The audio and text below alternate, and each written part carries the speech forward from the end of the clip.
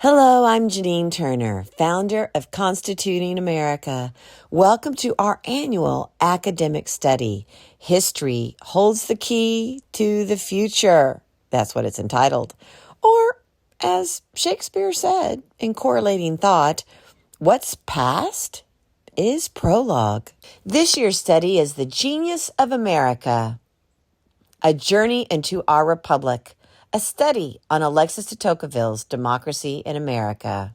What De Tocqueville started somewhat abstractly, we can try here to make somewhat more concrete and more succinct. William Reddinger.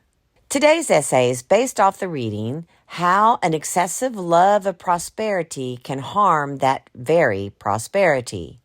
Volume 2, Part 2, Chapter 16. Guest essayist, William Reddinger. And it's pages 521 through 522 of the book, Democracy in America, University of Chicago Press. How an Excessive Love of Prosperity Can Harm That Very Prosperity by Dr. William Reddinger. In the preceding chapter, de Tocqueville argued that religion serves to moderate materialism in democratic societies. Here in Chapter 16, he again explored the social utility of religious beliefs, but it almost seems that he wished to give it a word of caution to the reader, as if to say that while democratic cultures have a natural drift toward materialism, material goods are still desirable and necessary. We may summarize the argument of the chapter as follows.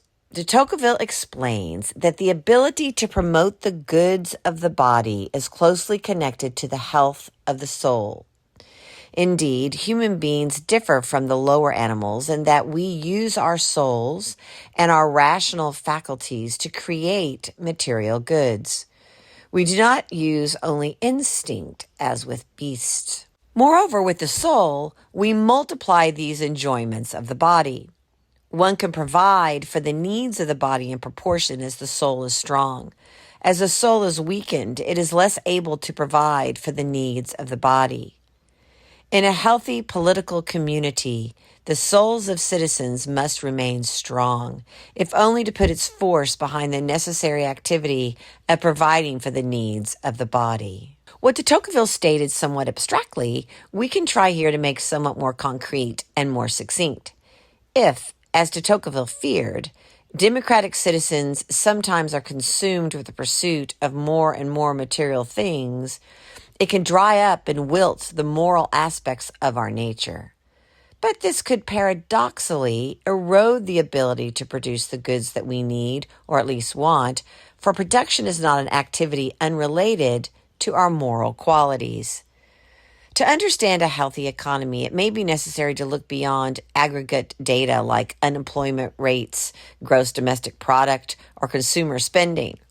While government policies and aggregate data may be helpful metrics, a healthy economy and political community emerge also from the habits of people who live their daily lives in healthy cultures in which they have a sense of responsibility, a willingness to help others charitably, the discipline to use thrift and hard work when necessary, and sufficient courage to take the kinds of risks necessary to start a business and to grow it.